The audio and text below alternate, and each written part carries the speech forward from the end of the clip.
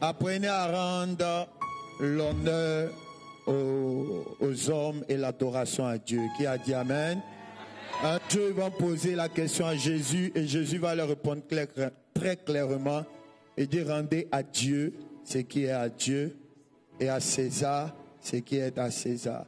Il y a des gens qui disent moi c'est Dieu seulement. Non, Dieu passe au travers des hommes pour faire un certain nombre de choses dans notre vie et chaque fois que nous avons l'opportunité de les saluer et de les honorer, nous devons le faire. Que Dieu vous bénisse abondamment. Nous avons salué les hommes, honoré les hommes, mais nous allons saluer maintenant le plus grand, le roi des rois, le Seigneur des seigneurs, l'Alpha et l'Oméga, Jésus-Christ notre Seigneur et notre Sauveur personnel. Est-ce qu'on peut acclamer Jésus? Est-ce que nous pouvons acclamer Jésus? Amen. Alléluia. Que Dieu nous bénisse. Amen. Que Dieu vous bénisse. Sans plus tarder, nous allons passer à l'écoute de la parole de Dieu pendant quelques instants. Nous allons prendre deux textes de base. Romains chapitre 12, verset 1 et Actes des Apôtres chapitre 10, verset 1 à 4. Romains chapitre 12, verset 1 et Actes des Apôtres chapitre 10, verset 1 à 4. Romains 12, juste le verset 1. Et pour terminer, Actes des Apôtres, chapitre 10, verset 1 à 4. Permettez-moi de vous fatiguer une toute dernière fois. Nous avons l'habitude de lire la parole de Dieu toujours en étant debout. Après cela, vous pourrez vous asseoir tout le reste du temps.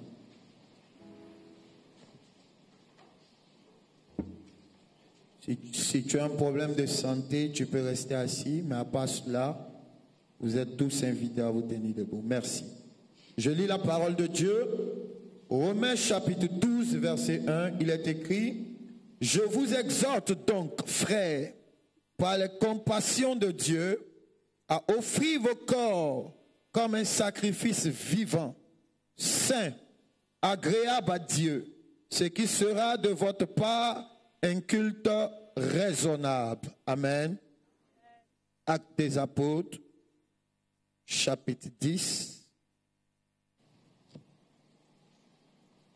versets 1 à 4. Il est écrit, « Il y avait à Césarée un homme nommé Corneille, centenier de la cohorte dite italienne.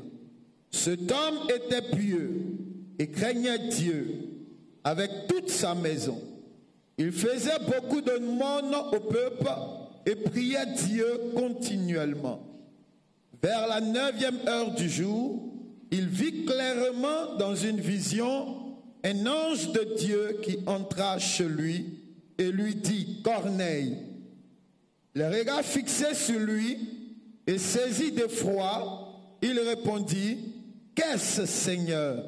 Et l'ange lui dit, « Tes prières et tes aumônes sont montées devant Dieu et il s'en est souvenu. » Est-ce qu'on peut tous dire Amen à la parole de Dieu? Nous pouvons nous asseoir. Yahweh, Yahweh, Yahweh, tu es le plus grand, au-dessus de tout. Yahweh, Yahweh, Yahweh, tu es le plus grand, au-dessus de tout. Oh, tu es le plus grand, au-dessus de tout. Tu es le plus plus grand. Tu es le plus grand. Au-dessus de tout. Tu es le plus grand. Tu es le plus grand.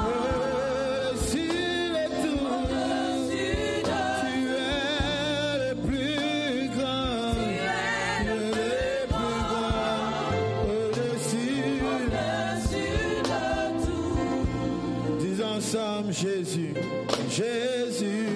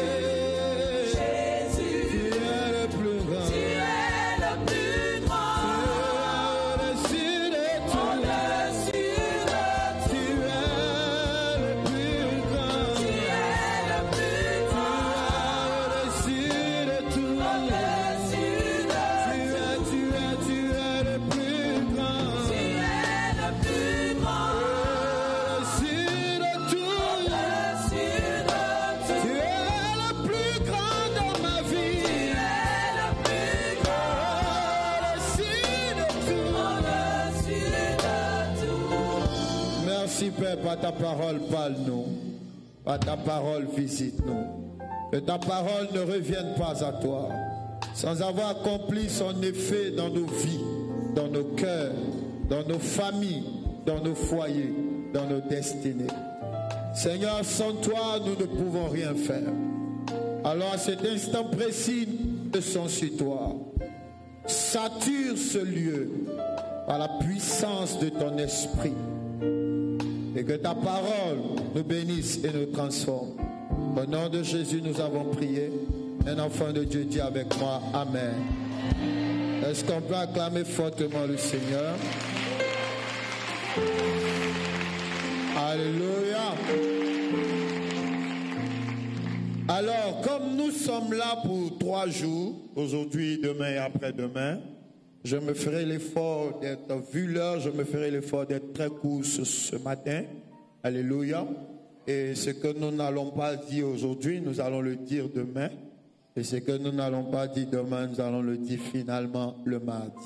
Alléluia. Amen. Si tu vois que je commence à durer, tu lèves ta main, tu dis, tu avais dit que tu allais être court. Amen. Et je vais m'arrêter. Et Dieu vous bénisse. Est-ce que quelqu'un est vraiment dans la joie d'être là? Yes. Le psalmiste a dit, je suis dans la joie quand on me dit, allons à la maison du Seigneur. L'une des choses qui me choque souvent, tu vois, tu peux sentir souvent quelqu'un qui est plus dans la joie aux funérailles qu'à l'église. Vous n'avez jamais remarqué ça? Quelqu'un qui est plus dans la joie à l'anniversaire qu'à l'église. Quand tu viens à l'église, c'est le lieu où tu dois être dans la joie, où tu dois être à l'aise parce que tu es dans la présence de ton Créateur. Alors sois dans la joie ce matin. Dis à ton voisin, sois dans la joie ce matin. Amen. Tout à l'heure, même pendant la danse, d'autres ne dansaient pas. Si tu ne danses pas ici, c'est que tu danses ailleurs. Oui, si tu n'es pas heureux ici, c'est que tu es heureux ailleurs. Alléluia. Oh, c'est ici on doit être heureux, c'est ici on doit être dans la joie parce que nous venons rencontrer le Seigneur au travers de sa parole et de sa présence. S'il y avait le temps même, on allait danser un peu encore, mais on va danser demain par la grâce de Dieu. Alléluia. Quel est le thème de ce programme? Si tu as bien suivi tout ce qui a été dit. Pardon? L'autel qui attire la faveur. Alléluia. La Bible nous enseigne, sinon permettez-moi de commencer avec les définitions. L'autel, à l'époque, c'était un endroit où il y avait, parfois ça se faisait avec des pierres, parfois avec du bois, mais on montait un endroit en mettant ensuite une planche dessus. Vous pouvez diminuer le son du piano s'il vous plaît. On mettait une planche dessus et on déposait le sacrifice, alléluia, qui était dédié à une divinité. Mais à la base, l'autel ne vient pas du diable. À la base, l'autel vient de Dieu. La première mention de l'autel dans la Bible c'est fait à partir de Noé. Lorsque Noé sort de l'arche, amen, après le déluge, Noé va monter, bâtir un autel. Il va faire un sacrifice pour honorer Dieu, pour élever Dieu. Beaucoup de chrétiens pensent que l'autel vient systématiquement du diable. Lorsqu'on fait mention de l'autel, tout de suite on pense aux autels sataniques. Alléluia. Parce qu'au temps de Gédéon avait détruit l'autel. Non, à la base, l'autel vient de Dieu.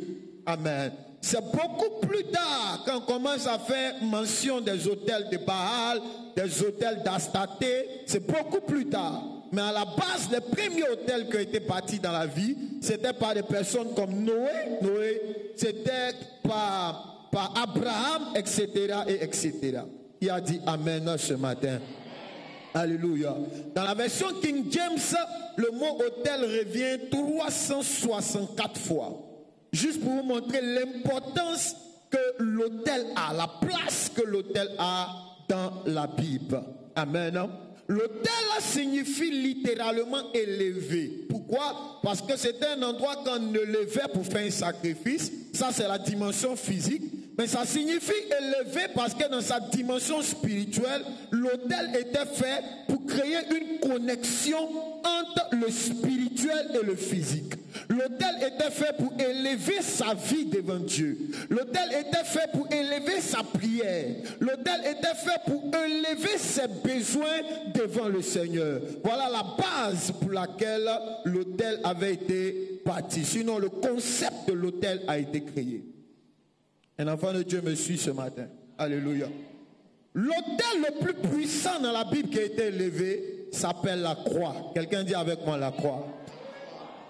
Il y a eu beaucoup d'autels qui ont fait de Genèse jusqu'à Malachie. Mais aucun de ces hôtels réglaient des problèmes spontanés, circonstanciels. Mais le problème central de l'humanité qui était le salut, qui était le rachat des hommes, a été réglé par l'autel de la croix. C'est pourquoi comme autel signifie élevé, la croix aussi avait été élevée. Et comme si l'autel en mettait un sacrifice, Jésus-Christ aussi était le sacrifice parfait. Il était l'agneau de Dieu qui a été immolé sur le bois, l'autel de la croix, pour le pardon de nos péchés et pour que nous soyons rachetés vers Dieu. C'est pourquoi il était crucifié entre le ciel et la terre, parce qu'il avait la mission de réconcilier le ciel et la terre. C'est pourquoi il était sur deux bois. Le bois le plus grand, vertical, parlait de la reconnexion entre la terre et le ciel, et le bois horizontal parlait de la réconciliation entre les hommes que nous sommes. C'est pourquoi il dit toute la loi se résume en deux commandements. Le premier, tu aimeras le Seigneur de tout ton cœur. Ça, c'est le bois horizontal. Mais le deuxième, c'est le bois vertical. Mais le deuxième, que le bois horizontal, tu aimeras ton prochain comme toi-même. Qui a dit Amen? Dis à ton voisin, l'autel le plus puissant, c'est l'autel de la croix. Maintenant, nous, aujourd'hui, en tant qu'enfants de Dieu, nous devons aussi élever un autel. Mais quel type d'autel devons-nous élever? Et c'est là que je commence mon message. Amen. Aujourd'hui, en tant que chrétien, tu n'as plus besoin de soulever des cailloux, les déposer, mettre un bois dessus, aller chercher un poulet, aller chercher un mouton, un bœuf, déposer dessus et brûler pour que la fumée là symbolise tes requêtes. Non. Parce que Jésus-Christ est déjà mort, nous n'avons plus besoin de faire des sacrifices de sang. Mais la Bible nous révèle en Romains chapitre 12, verset 1, que Dieu a toujours besoin d'un sacrifice. Mais cette fois-ci, le sacrifice dont il a besoin, ce n'est plus le bœuf, ce n'est plus le mouton, c'est toi-même ta vie. Dis à ton voisin, je suis le sacrifice de Dieu. Je ne sais pas si on m'entend bien parce que je n'ai pas de retour. Est-ce que tu m'entends bien? Tu peux lever les mains comme ça? D'accord, moi je n'ai pas de retour. Si vous m'entendez, c'est l'essentiel. Paul révèle aux Romains qu'il y a un nouvel autel qui doit être bâti. Mais cet autel-là est plus fort que les autels du passé. Il est plus fort que l'autel où on mettait le bois, où on mettait le caillou, où on mettait les moutons. Il dit cet autel maintenant, c'est vous-même qui devez être le sacrifice vivant. Et c'est ça qui serait un culte raisonnable. Pourquoi? Écoutez-moi. Dans le passé, il suffisait d'avoir de l'argent. Même si ton cœur n'était pas pur et vrai. Tu achetais ton mouton, tu mettais ta main sur la tête du bélier, tu confessais le péché et il était tué à ta place. Alléluia. Alors celui qui avait un troupeau de moutons était à l'aise pour commettre tous les péchés qu'il voulait parce qu'il savait qu'il pouvait venir sacrifier. Mais le Seigneur dit que le sacrifice de maintenant, l'autel de maintenant, c'est d'abord toi-même ta vie. Est-ce que quelqu'un sait qu'il est un autel lui-même ce matin? Alléluia. Et un homme a activé deux principes de l'autel et a invité la manifestation de la puissance de Dieu dans sa vie. Et je vais commencer mon enseignement d'aujourd'hui en parlant de lui. Cet homme était Corneille. Quelqu'un dit avec moi Corneille. Le premier sens de l'autel, c'était de présenter nos besoins à Dieu. C'est-à-dire quoi? La prière. La fumée qui montait, le parfum qui était mis à l'autel était le symbole de nos prières. Comment est-ce qu'on devient un autel de Dieu? Le premier secret pour devenir un autel de Dieu, c'est ta vie de prière. Dis à ton voisin ta vie de prière. Parce que là, ce n'est plus le mouton que tu brûles qui monte par la fumée. C'est toi-même étant le nouveau sacrifice qui doit élever ta voix vers Dieu pour prier. Le secret qui a mené Corneille à être visité, son premier secret, c'était la prière. L'ange, quand il lui apparaît, il dit, Corneille, tes prières et tes aumônes sont montées devant Dieu et Dieu s'en est souvenu. Est-ce qu'il y a quelqu'un ce matin qui veut devenir un autel de Dieu? Est-ce qu'il y a quelqu'un ce matin qui veut devenir un autel de Dieu? Le premier secret, si tu veux devenir un autel de Dieu, tu dois devenir un homme et une femme de prière. Le sacrifice de la prière. Tu dois être quelqu'un capable de te prosterner devant Dieu. Celui qui peut se mettre à genoux devant Dieu peut mettre n'importe quelle circonstance de la vie à genoux devant lui. Celui qui peut se mettre à genoux devant Dieu peut se tenir debout devant n'importe quel combat de sa vie. Aujourd'hui, l'une des plus grandes tragédies dans l'église, c'est la faiblesse que nous avons dans la vie de prière. Un jour, Jésus a chassé les vendeurs dans le temple et il a dit, ma maison sera appelée une maison de prière. Alléluia. Tu ne peux pas être un homme, tu ne peux pas ne pas être un homme de prière et une femme de prière et penser que tu vas être un autel de Dieu. Non, l'autel c'est la rencontre du surnaturel et du naturel. L'autel c'est la rencontre de la divinité et de l'humain. Et la clé essentielle, sinon l'une des clés essentielles pour entrer en contact avec le spirituel, pour entrer en contact avec Dieu, s'appelle la prière. Beaucoup de personnes ne prient que lorsqu'ils se retrouvent dimanche à l'église. Lundi, il n'y a pas de prière dans leur vie. Mardi, il n'y a pas de prière. Jusqu'au samedi, il n'y a pas de prière. On peut passer 3 heures du temps devant la télé, mais on ne peut pas passer 30 minutes en train de prier. On peut passer 2 heures du temps en train de calomnier, critiquer. Tu critiques tes collègues de travail, tu critiques ta famille, tu critiques ta belle famille, tu critiques tes cousins, après tu critiques le pasteur et l'église, après tu critiques les voisins du quartier. Quand tu fais le point, ça fait 2h32 minutes, mais pour la prière, tu as juste 2 minutes. Tu ne peux pas être un autel de Dieu. Tu ne peux pas voir la gloire de Dieu. La main de Dieu ne peut pas descendre sur ta vie. Alléluia. Pour devenir un autel de Dieu, tu dois être un homme et une femme de prière.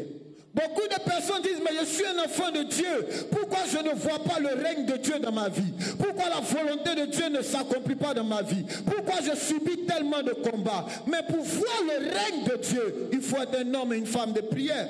N'est-ce pas ce que Jésus a dit? Les disciples ont dit, enseigne-nous à prier. Il dit, quand vous priez, dites que ton règne vienne. C'est ta vie de prière qui entraîne le règne de Dieu dans ta vie, qui entraîne le règne de Dieu dans ta famille, qui entraîne le règne de Dieu dans ton foyer. Alléluia. Le règne de Dieu ne vient pas dans ton foyer quand il t'en va expliquer ton problème de foyer à tout le quartier. Non. Le règne de Dieu vient dans ton foyer quand tu deviens une femme de prière. La volonté de Dieu ne se fait pas dans ta vie quand tu es en train de pleurer, non. Il dit que ta volonté soit faite sur la terre comme elle est faite au ciel. Ça veut dire pour que même la volonté de Dieu concernant ta vie dans le ciel se fasse sur la terre, tu as besoin de prier. C'est l'autel qui attire Dieu. C'est l'autel de la prière qui entame l'intervention de Dieu. Tu vas voir la bénédiction de Dieu dans tes finances, dans ce que tu fais. Mais la clé s'appelle la prière.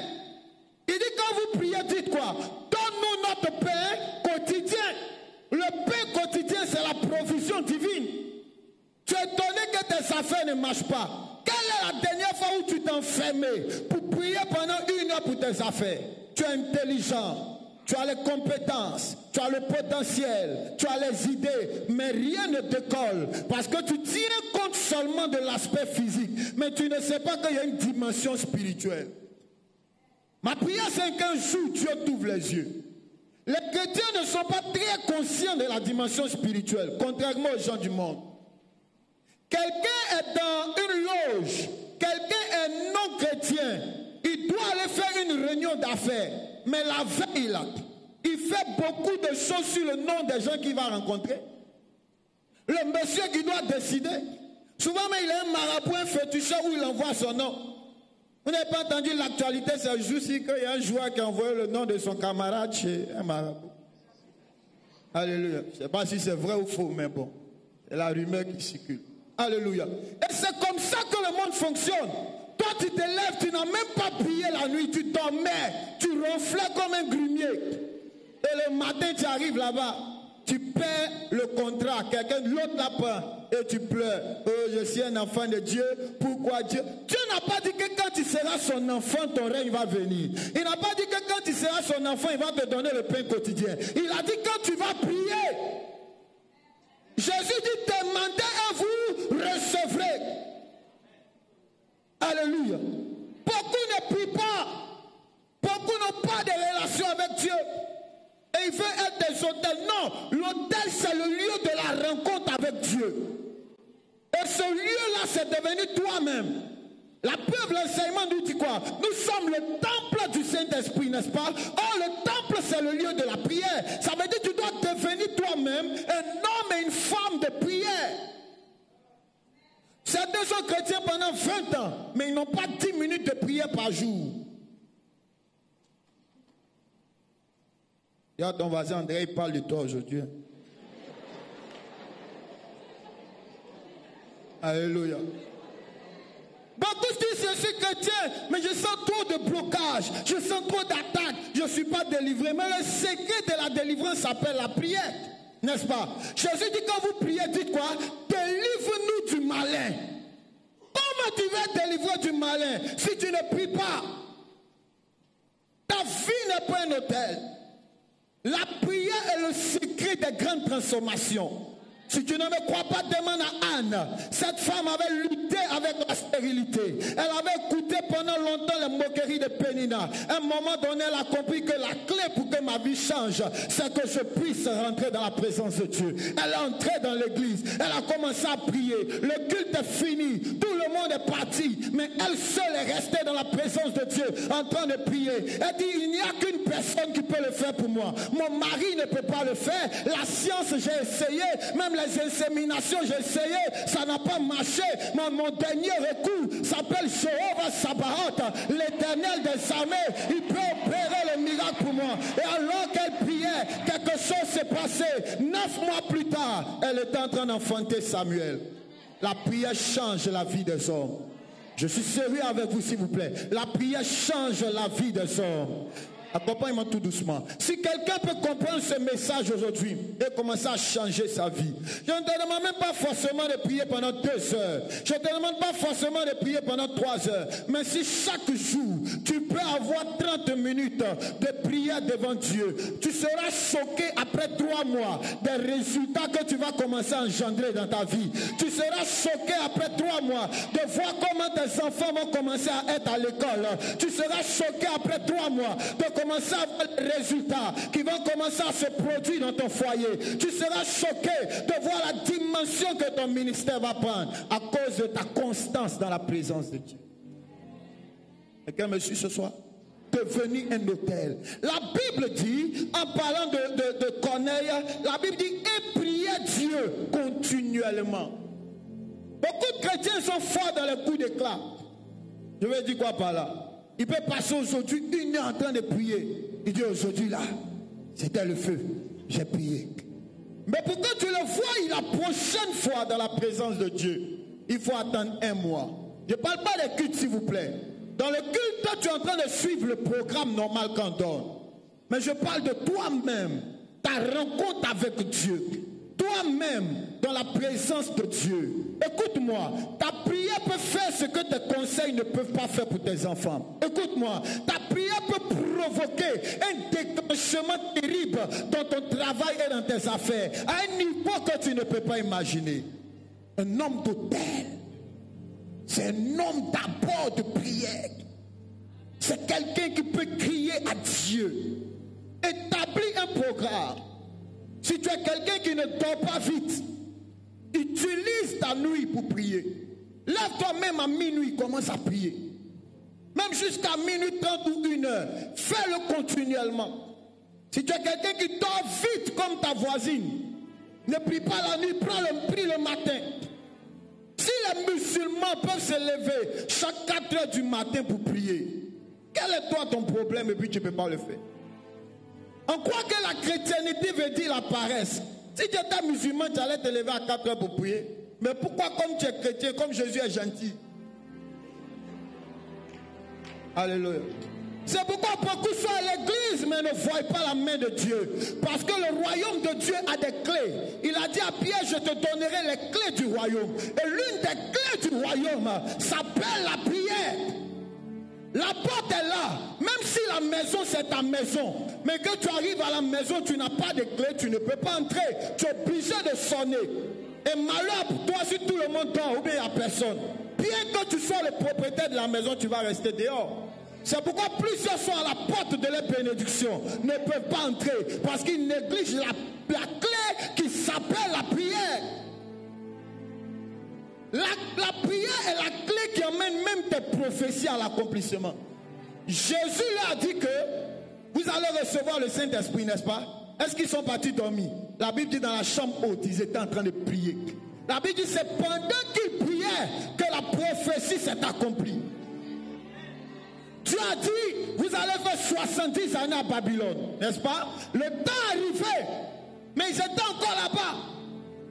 Il a fallu qu'un homme nommé Daniel se lève, commence à prier pour dire, oh Dieu, tu as dit on va nous déporter, on nous a déportés. Mais tu as dit on va se retourner, la date est arrivée. Pourquoi on n'est pas encore retourné? Souviens-toi de ta parole, souviens-toi de tes promesses. Et Dieu s'est levé pour agir. Il y a un homme et une femme ici. C'est le temps où les promesses de Dieu doivent se réaliser dans ta vie. C'est le temps où ce que Dieu t'a montré en songe, ce que tu as reçu en prophétie, ce que tu as demandé à Dieu doit se réaliser. Mais tu dois te lever dans la prière.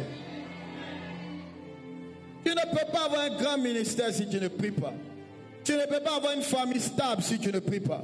Parce que pendant que toi tu dors, quelqu'un d'autre est en train de faire un type de prière qu'on appelle l'incantation contre toi. Priez. Dis à ton voisin priez. Non, pardon. Dis-lui prions. Parce qu'il ne faut pas t'enlever dedans. Amen. Dis-lui prions. Et je ne suis pas en train de te dire que c'est facile.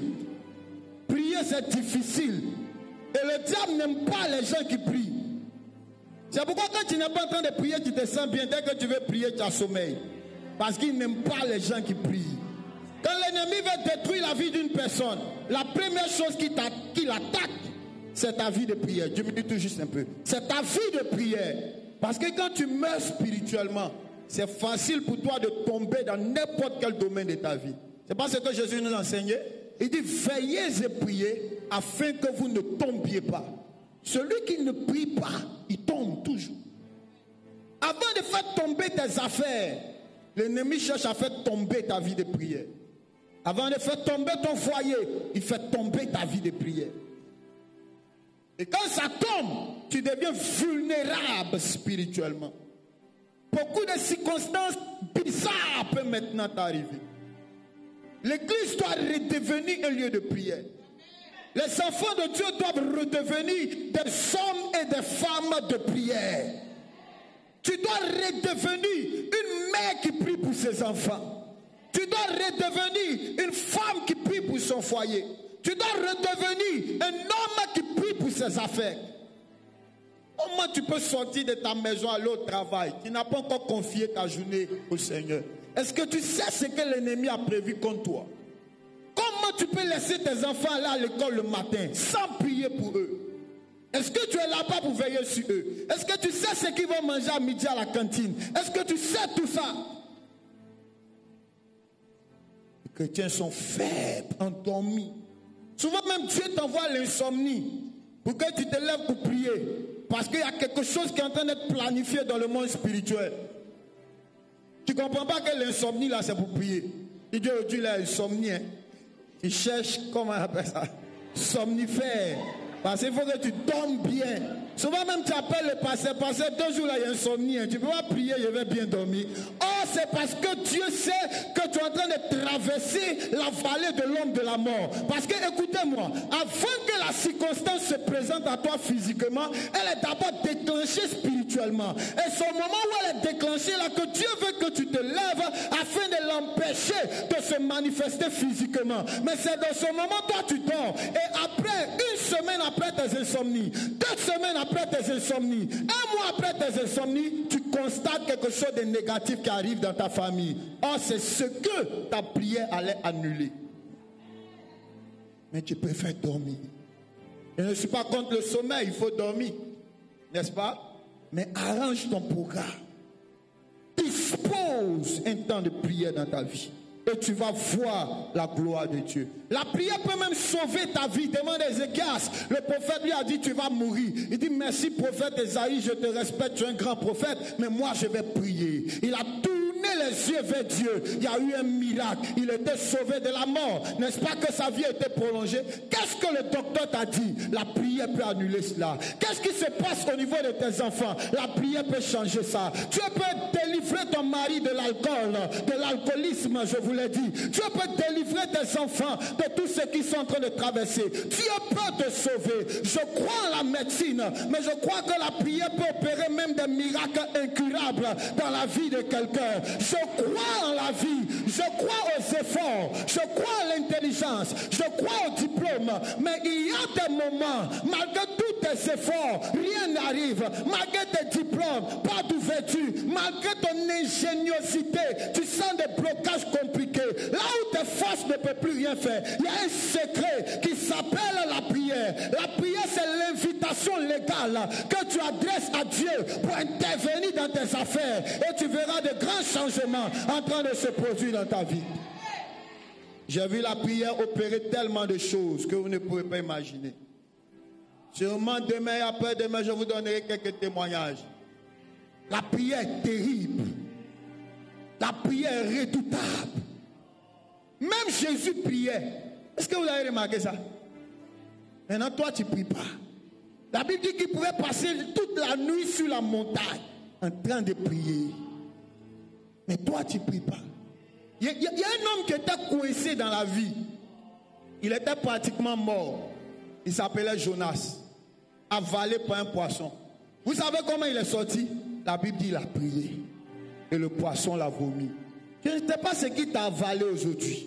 Et dans quelles circonstances tu te trouves. Mais la prière peut te délivrer de là. La prière peut te libérer. La prière, quand tu es un homme de prière, tu deviens un autel. Oh, l'autel, Dieu descend toujours à l'autel. L'autel invite Dieu. Ça veut dire un homme et une femme de prière est quelqu'un qui amène Dieu à agir dans sa vie. Prie. Prie encore. Et prie continuellement. Et la dernière chose que j'aimerais dire sur ce point. L'âme qui détruit la prière s'appelle le découragement. Il y a des gens qui priaient, mais qui ont arrêté de prier parce qu'ils n'ont pas vu ce pourquoi ils priaient. La Bible n'a pas dit que Corneille a prié. La Bible dit prier continuellement.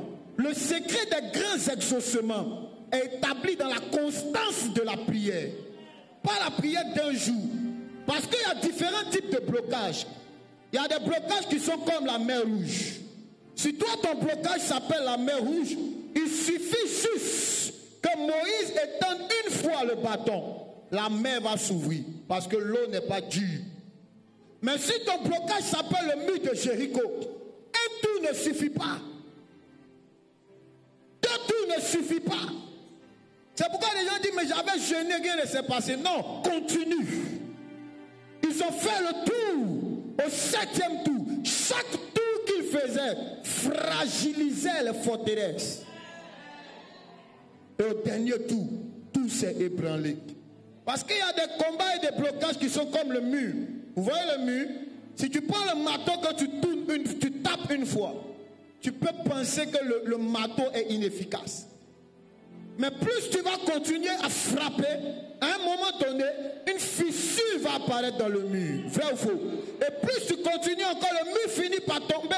La prière fonctionne comme ça. Souvent, tu es dans des forteresses qui sont établies dans ta famille depuis des années, depuis des générations. Il ne suffit pas d'une prière. Il suffit de continuer dans la prière jusqu'à ce que tu vois la victoire. On ne prie pas comme ça. On prie jusqu'à remporter la victoire. On prie jusqu'à la délivrance. On prie jusqu'à la libération. Je prie que le feu de la prière descende dans ta vie et que ta vie de prière soit renouvelée, soit restaurée. Je prie pour quelqu'un aujourd'hui. Toute lourdeur qui était sur toi est bannie au nom de Jésus. Tout assouplissement te libère. Toute négligence te libère. Tu vas redevenir l'homme de prière que tu étais. Tu vas redevenir la femme de prière que tu étais. Tu vas redevenir cette personne qui priait. Élie a prié, Élie a prié, Élie a prié. Le feu est descendu. Quand Élie a prié, le feu est descendu. quand Élie a prié, le feu est descendu. Nous allons prier, nous allons prier, nous allons prier. Le feu est descendu. Le secret de la guérison de Bartimée s'appelle la prière. Jésus passait, il n'était pas dans le programme de Dieu, mais par sa prière, il a invité Dieu dans son affaire. La prière entraîne l'intervention de Dieu. J'aurai le temps peut-être de revenir sur la prière en semaine. Le deuxième secret qui fait de toi un autel, la Bible dit qu'il faisait beaucoup de morts, il faisait beaucoup d'offrandes. Qui a dit Amen? J'aime ce passage de l'Écriture dans le livre de Proverbes 11, verset 24. La Bible dit que celui qui donne s'enrichit. C'est paradoxal, n'est-ce pas? C'est contradictoire, je vous l'ai dit. C'est bizarre. Normalement, quand tu donnes, quelque chose quitte de toi pour aller ailleurs. Dans la logique, selon la sagesse humaine, veut que tu sois en train de t'appauvrir lorsque tu donnes. Mais selon les principes du royaume, avec Dieu, c'est différent d'avec les hommes. Avec Dieu, c'est le qui paie, gagne. Quelqu'un n'a pas compris, hein? Quand Dieu voulait sauver l'humanité, il connaissait le secret. Qu'est-ce qu'il devait faire? Il devait forcément d'abord de perdre son fils unique pour pouvoir avoir la multitude de fils et de filles que nous sommes. S'il n'acceptait pas de perdre, il ne pouvait pas gagner. Même l'agriculteur sait qu'il est obligé de perdre un sément afin de pouvoir gagner en moissonnant. Celui qui dit que cette année je vais manger tout mon riz, il est un candidat pour la pauvreté à la prochaine saison, n'est-ce pas? Celui qui dit qu'il y a trop faim, je vais manger la mangue, je vais aussi écraser le noyau pour manger. Il est candidat à 2 choses. 1, la maladie. 2, il n'aura plus de manguier. Quelqu'un me suit? La sémence est un investissement pour ton futur. Celui qui donne à Dieu ne s'appauvrit pas. Tout compte fait, laissez-moi vous dire une vérité. Sur la terre, il y a quelque chose qui va bouffer ton argent. Dis ça à ton voisin. Adonai. Ce que tu aimes va bouffer ton argent. C'est vrai ou c'est faux? Si tu aimes les habits, comme ta voisine, ça bouffe son argent. Si tu aimes les make-up vont bouffer ton argent. Si tu aimes les perruques, il y a quelqu'un à côté de toi qui a une perruque d'1 million sur sa tête, les perruques vont bouffer ton âge. Si tu aimes les femmes, pas comme ton voisin c'est un bon type. Si tu aimes les femmes, les femmes vont bouffer ton argent. Si tu aimes l'alcool, savez-vous qu'il y a des gens qui sont payés et 5 jours plus tard, ils n'ont plus rien parce que l'alcool a dévoré les finances. N'est-ce pas? Ce que tu aimes va toujours bouffer ton argent. Alors si j'aime Dieu et son œuvre, c'est normal que j'investisse pour l'œuvre de Dieu, pour que l'œuvre de Dieu avance. Parce que partout où il y a l'amour, on donne quelque chose. On donne soit le temps, soit l'argent, soit l'attention. Amen. Si quelqu'un dit qu'il t'aime et il ne te donne rien, ne parle pas seulement d'argent, parce que ta voisine, elle aime trop l'argent. Et c'est qu'elle allait commencer déjà à menacer son voisin, son fiancé, pour dire, tu as entendu, je ne sais pas moi, elle dit, c'est l'homme de Dieu qui a dit, ouvre ton porte-monnaie, on va commencer à partager. Non. Mais quand on aime, on donne quelque chose. Amen. Soit on donne le temps, on donne l'attention. Quand quelqu'un t'aime, tu vas croire qu'il est au chômage. Il va t'appeler tous les jours, tout le temps. Chaque fois, il va venir chez toi. Même si tu habites à Cocody, lui, là, à Grand Bassam, il vient chez toi. Mais quand quelqu'un aussi t'aime plus, le temps disparaît. Alléluia. Même si vous êtes voisins, pour le voir, ça va être difficile. Parce que l'amour dort. Alors tu ne peux pas dire que tu aimes Dieu. Tu aimes son œuvre et tu ne donnes pas. C'est impossible. Tout autel n'est autel qu'à cause du sacrifice qui est posé sur lui. De la Genèse à l'Apocalypse, il n'y a aucun autel qui existait sans sacrifice. Et Corneille le savait. C'est pourquoi il ne faisait pas que prier. Il donnait aussi. Quelqu'un me suit? Il donnait aussi. Apprenez à donner. Surtout à l'église. À l'église, nous n'aimons pas donner. Pas tout le monde, heureusement. Mais nous n'aimons pas donner. Savez-vous dans le monde des ténèbres les sacrifices que les gens sont prêts à faire? Amen. J'ai prié pour une famille où la maman confessait que 2 de ses fils, elle les avait donnés. Les gens sont prêts à donner leur vie, leurs enfants, ce qui sont des sacrés. Toi, Dieu ne demande pas ta vie, même pas tes enfants.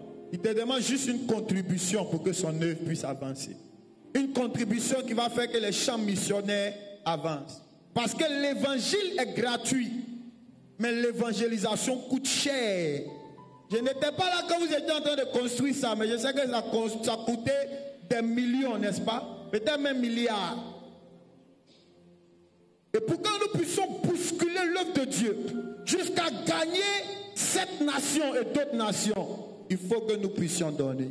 Qui a dit amen? Je suis un témoignage vivant de combien l'offrande change la vie des hommes. Je suis un témoignage vivant. Aujourd'hui, je ne vais pas vous rendre mon témoignage. Mais j'ai vu des hommes et des femmes que Dieu a bénis en donnant. Est-ce que vous savez que même dans le monde professionnel, les entreprises ont toujours une portion réservée à l'œuvre sociale? Vrai ou faux? Parce que les gens savent que donner ouvre des portes. La vie est une semence. Tu ne peux pas réclamer une moisson quand tu ne sèmes pas. C'est comme au temps où on partait planter, toi tu dormais à la maison. Maintenant le jour où on veut moissonner, tu viens avec nous. Tu es un arnaqueur. Vrai ou faux? Beaucoup réclament à Dieu ce qu'ils n'ont même pas sémé. Apprenez à s'aimer. J'étais à Libreville il y a quelque temps, au Gabon, pour prêcher dans une église. Il y a un papa qui était là. Je dis, papa, tu as perdu ta mère il y a environ 10 ans. Il dit oui. Je dis, tu veux aller l'honorer au village? Il dit oui, il a déjà commencé à tout caler. Il va aller faire hommage 10 ans et il veut faire quelque chose de grand. Parce que quand sa mère mourait il y a 10 ans, il avait beaucoup de difficultés. Alors il n'a pas pu faire le funérail à la dimension qu'il voulait. On est un peu bizarre les Africains. Et je suis sûr qu'il y avait beaucoup de vivants qui souffraient. Mais bon, c'est pas ça le débat. Alléluia. Je lui ai dit, ok, fais ce qui est dans ton cœur. Mais ne pars pas comme ça. Avant de partir, achète quelque chose pour mettre dans l'église qui va te représenter. Ah, c'est des choses spirituelles. Et il est en train de lui expliquer.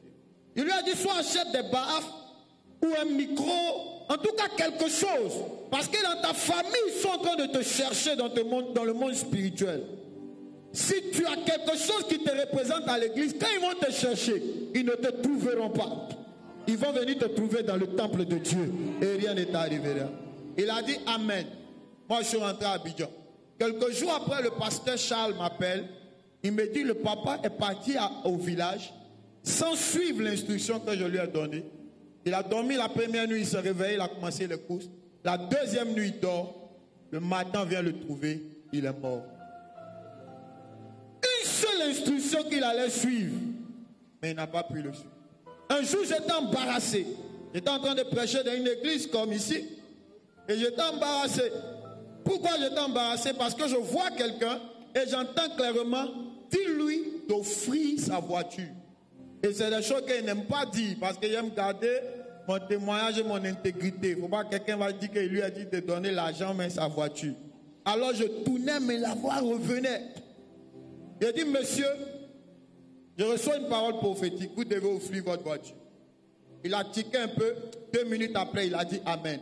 Et moi je ne savais pas que 2 semaines avant, la voiture du pasteur avait pris feu, seul comme ça, sans rien. Il offre la voiture, il s'en va. 10 jours après, un organisme international que je ne veux pas nommer ici, amen, passe une commande avec lui parce qu'il était dans l'import-export et les véhicules, passe une commande avec lui de 400 ambulances. Et ça l'emmenait dans des milliards et des milliards. Un truc ou bien un chiffre d'affaires qu'il n'avait jamais eu dans son domaine. Il n'avait jamais espéré. Sûrement il a donné parce que je parlais, mais il ne savait pas. Et moi-même aussi, je ne savais pas qu'en ce moment, c'était une sémence que Dieu lui demandait. Tu as promis à Abraham qu'il aurait une descendance comme les étoiles du ciel, comme le sable de la mer. Mais pour le tester, il lui a dit, donne-moi Isaac d'abord. Quelqu'un me suit? Il y a des moments donnés où des portes majeures dans ta vie. Quand moi je prie beaucoup pour quelque chose et ça tarde, je cherche à faire un don ou une offrande. J'ai dit à une maman pour qui je priais pour l'enfantement. Elle était mariée, ça faisait 7 ans, il n'y avait pas d'enfant. Je prie, je vois beaucoup d'enfants avec elle. J'ai dit, maman, fais un grand achat d'au moins 1-2 millions. Va comment dire, on dit 1 ou 1. Bon, à l'orphelinat, c'est la même chose. Les choses du français. Souvent, tu dis ça toujours. Et un jour, tu veux dire ça devant tout le monde, ça t'échappe. Alléluia. J'ai dit, va à l'orphelinat et va donner. Elle a suivi ce qu'elle dit, elle est partie d'un orphelinat, elle a donné. Alléluia. 3 mois après, les menstrues ne viennent pas. Elle dit, je vais aller faire le test. J'ai dit, non, calme-toi. 2 mois, 3 mois. La dame était déjà enceinte comme ça. 9 mois plus tard, elle est sur le point d'accoucher. Alléluia. Elle fait un songe où dans le songe, elle a accouché, le bébé est décédé. Elle va à l'hôpital, le docteur lui dit que le bébé ne bouge plus. Elle dit, c'est pas la parole que l'homme de Dieu m'a dit. Il m'a dit, si je pose l'action, mon bébé sera vivant. Le médecin lui dit, madame, j'ai 23 ans d'expérience. C'est pas maintenant que je commence la médecine. Et je sais, les machines ne mentent pas. C'est pas mon avis, c'est ce que les machines. Son mari aussi lui a dit, écoute, peut-être que l'homme de Dieu n'a pas bien vu. Peut-être c'est pas premier, ça peut être deuxième. Elle dit, je vais aller d'abord prier. Pendant le culte, la louange passait. C'est pourquoi danser. Dis à ton voisin, danse. Même tu as des problèmes, danse. Même c'est difficile, danse. Tu n'as pas encore payé ton loyer, danse. Ton fiancé ne te parle plus, danse. Tu traverses les combats, danse. Tu ne connais pas la puissance de la louange. Pendant la louange, la dame a commencé à danser. Elle danse. Au début, elle était triste. Elle dit, encore, je vais rater encore. Parce qu'elle avait déjà fait, je crois, 3 fausses couches. Et mon enfant, arrivé un moment, la louange s'est levée, elle a commencé à danser. Elle a dansé jusqu'à transpirer. Au moment où elle dansait, arrivé un moment, elle est surprise. Parce qu'elle sent que le bébé aussi est en train de danser dans son ventre. Elle retourne à l'hôpital. Le médecin est choqué. Frère, je crois en la médecine. Mais ce que j'ai vu avec Dieu me fait comprendre qu'au-delà de la réalité physique, il y a une main invisible capable de réaliser des choses au-delà de tes pensées. Alléluia. Il y a une main invisible que vous ne voyez pas, qu'on appelle la main de Dieu, capable de changer la vie des hommes. Elle s'en va, le médecin voit que l'enfant bouge. Il est étonné. Il dit non, mais c'est pas possible.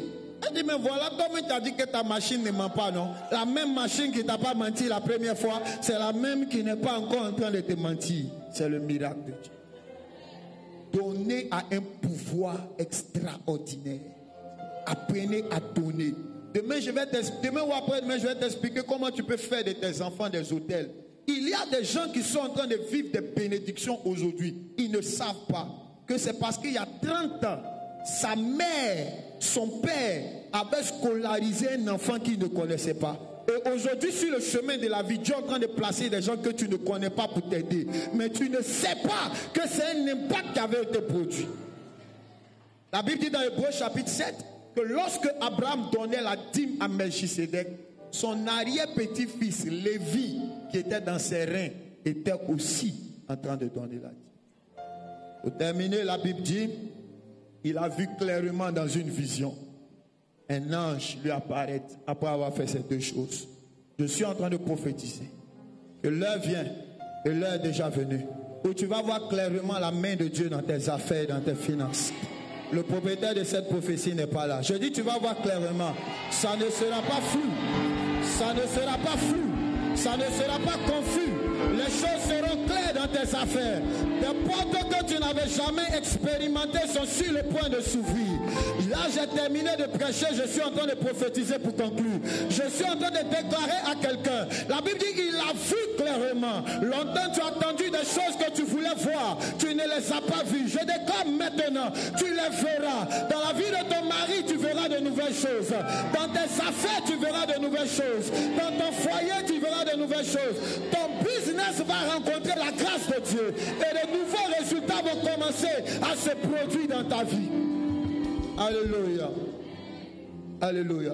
La Bible dit, il vit clairement, un ange entra chez lui. Je suis en train de prier encore. Je déclare, l'heure vient et l'heure est déjà venue. Où ce qui n'était jamais entré chez toi va commencer à entrer chez toi.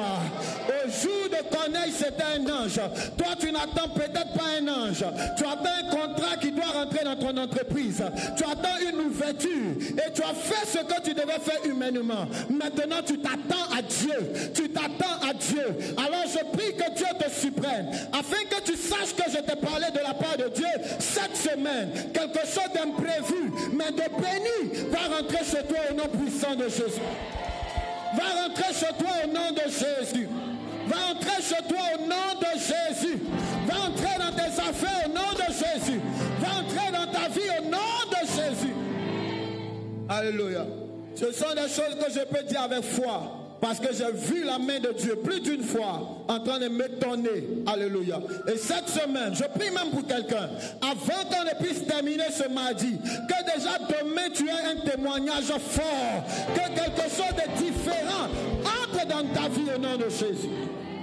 Alléluia. Et la Bible dit que Dieu s'est souvenu de lui. Dieu s'est souvenu de ses prières. Dieu s'est souvenu de ses aumônes. Il y a des moments où tu fais beaucoup pour Dieu. Mais tu as l'impression que Dieu a oublié. Mais il y a toujours un jour de Dieu où Dieu va s'en souvenir. Je prie pour quelqu'un. Que Dieu se souvienne de toutes les prières que tu as faites. Que Dieu se souvienne de toutes les offrandes que tu as données. Que Dieu se souvienne de tes aumônes. Que Dieu se souvienne la dernière fois qu'il y avait quelque chose à faire pour le jubilé. Tu t'es levé et tu l'as fait. Que Dieu se souvienne de toi. Que Dieu se souvienne de cet orphelin que tu as aidé un jour. Qu'il se souvienne de toi. Que Dieu se souvienne de cette veuve que tu as soutenue. Qu'il se souvienne de toi. Il y a quelqu'un cette année scolaire. Tu as mis plus de 5 enfants à l'école qui ne sont pas tes enfants. Que Dieu se souvienne de toi et qu'il te bénisse en retour. Quand ta famille traversait des épreuves compliquées, malgré que tu n'étais pas bien placé, mais tu t'es battu pour eux, que Dieu se souvienne de toi, que Dieu se souvienne de toi, que Dieu se souvienne de toi. Et pour terminer, pendant que l'ange le visitait, Dieu a apparu aussi. Dieu a donné aussi une vision à Pierre. Et Dieu a dit à Pierre, va prier pour lui. Alléluia. Quand tu deviens un hôtel, Dieu t'ouvre la porte aux aides de destinée. Au jour de Corneille, Dieu a envoyé Pierre pour lui. Mais toi, à ton tour, je ne sais pas qui Dieu va envoyer. Mais je prie pour tes affaires. Que Dieu commence à t'amener une nouvelle catégorie de partenaires au nom de Jésus. Je prie pour ta vie matrimoniale. Tu as croisé une certaine catégorie de personnes. Au lieu de t'apporter du bonheur, ils ont compliqué ta vie. Je prie que Dieu sélectionne maintenant. Avant le 31 décembre, il y a quelqu'un ici, tu vas faire une rencontre qui va t'introduire dans la bénédiction et dans le bonheur au nom de Jésus. Je prie pour toi, quelqu'un avec qui tu devais faire quelque chose, t'a tourné le dos dans les affaires. Une aide de destinée, une promesse s'est éloignée de toi. Je déclare, l'heure vient et l'heure est déjà venue où les promesses de Dieu et les promesses des hommes vont commencer à se réaliser dans ta vie au nom puissant de Jésus-Christ. Alléluia. J'ai prié pour quelqu'un il y a quelques jours. Je dis tu auras un appel miracle. Amen. Le père est décédé il y a quelques années, mais lui-même il ne savait pas que le père était actionnaire quelque part. Le monsieur, après avoir géré ça plus de 5 ans, l'appelle pour lui dire voilà, j'ai des biens ici pour vous. Eux-mêmes ils ne savaient pas. C'est comme ça que Dieu fait des miracles. Il y a des choses que tu sais, tu pries pour ça. Mais il y a des choses même que tu ne sais pas que Dieu peut envoyer dans ta vie. Je prie pour quelqu'un. Aujourd'hui, demain et après-demain, que Dieu emmène pour toi quelque chose de loin que tu n'avais jamais même pensé. Si ton amen est fort, reçois la grâce. Si quelqu'un était béni par la parole de Dieu, acclame fortement le Seigneur.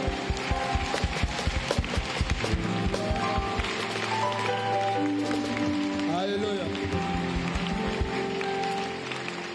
Amen. J'espère qu'il n'est pas trop duré, ça va? Amen ou amen pas? Alors, le pasteur m'avait dit qu'on pouvait prier pendant 20 minutes, mais vu l'heure, on va prier juste 10 minutes. Et je vais laisser la place aux différentes annonces. Amen. Le dimanche, il faut être un peu conventionnel, il faut un peu, voilà. Mais demain et après-demain, ça va chauffer. Dis à ton voisin, ça va chauffer. Là, on va prier, là, on va sauter. Bon, on va sauter doucement, mais on va sauter quand même. Alléluia. Parce que je crois que Dieu va nous visiter pendant cette semaine spirituelle. Ce sera prophétique. Des malades seront guéris. Des vies seront transformées. Dieu va parler à des personnes précisément pour leur donner des orientations claires qui vont changer pour toujours leur vie. Dieu va révéler des choses cachées. Il y a quelqu'un ici, l'affaire que tu dois faire depuis et qui va te faire basculer dans la dimension des milliardaires là. Dieu va te révéler ça pendant ces 2 jours. Qui a dit un amen fort. Mais des âmes aussi seront sauvées. C'est pourquoi en venant demain après-demain, s'il te plaît, invite quelqu'un qui ne connaît pas le Seigneur. Invite un membre de ta famille qui ne connaît pas le Seigneur. Pour que par la parole de Dieu, par la puissance de Dieu, lorsqu'on va lancer l'appel au salut, quelqu'un soit sauvé. Il me dit amen. Est-ce que quelqu'un a été édifié par la parole de Dieu? Nous allons faire une simple prière. Tu vas dire Seigneur, aide-moi à devenir un autel de prière, un autel pour l'offrande.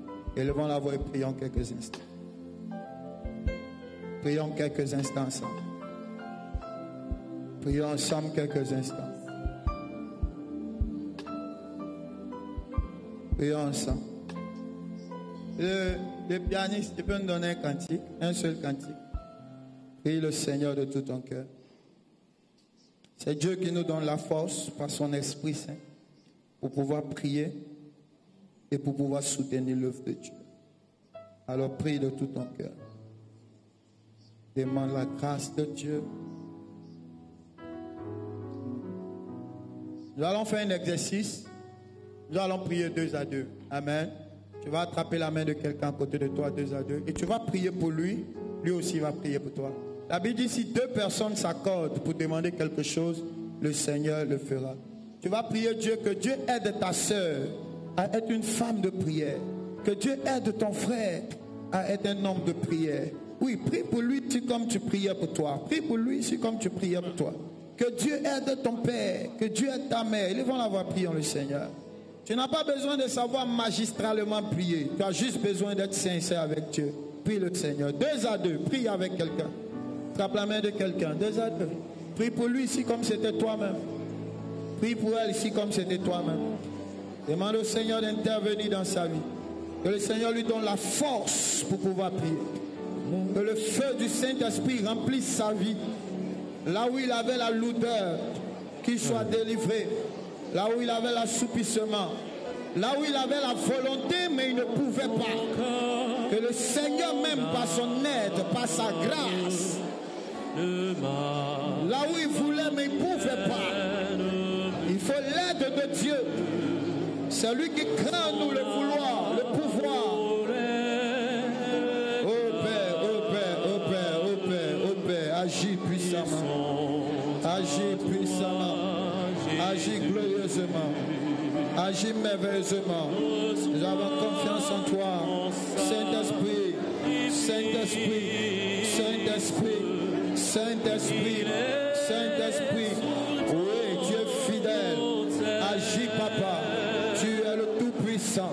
Tu peux le faire. Nous croyons que tu vas le faire. Par ton Esprit Saint, manifeste-toi, Papa. Par ton Esprit Saint, interviens puissamment. Agis. Fais de nous des autels. Fais de nous des autels. Fais de nous des autels. Fais de nous des autels. Fais de nous des autels. Au nom puissant de Jésus. Alléluia. Alléluia. Alléluia. Merci Saint-Esprit. Merci Saint-Esprit.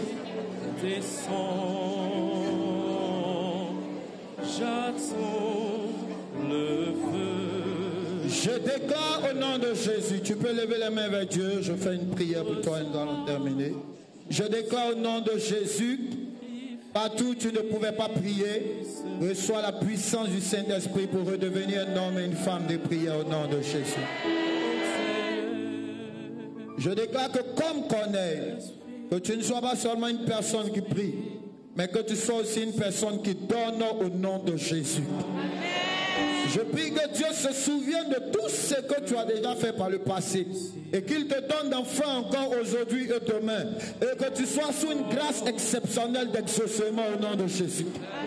Alors que je parle, je prophétise sur plusieurs. Cette semaine sera pour vous une semaine d'exaucement au nom de Jésus-Christ. Si ton amen est un amen de foi, cela arrive dans ta vie. Corneille a été exaucé. Je ne sais pas ce que tu attends. Je ne sais pas ce que tu attends. Je ne sais pas quelle affaire tu attends. Quelle nomination tu attends. Quelle décision tu attends. Quelle affaire tu as à la justice. Quel est le sujet de prière que tu élèves. Mais je déclare que cette semaine soit pour toi une semaine d'exaucement au nom puissant de Jésus. Que sa grâce s'attache à toi. Que sa faveur s'attache à toi. Au nom de Jésus. Que dimanche prochain, il y aura un Corneille ici. Hey, tous les Corneilles sont bâtis à la maison. Est-ce qu'il y aura un Corneille ici dimanche prochain? Que Dieu vous bénisse. Demain, on va encore approfondir, davantage expliquer les choses. Et jusqu'à ce qu'on atterrisse le mardi, ta vie ne sera plus jamais la même. Dis avec moi, oh Dieu, ne me dépasse pas demain, ne me dépasse pas mardi. J'ai besoin d'une parole prophétique, j'ai besoin d'une orientation divine. Parle-moi et visite-moi. Au nom de Jésus, nous avons prié. Un enfant de Dieu dit Amen. Est-ce qu'on peut acclamer fortement le Seigneur Jésus?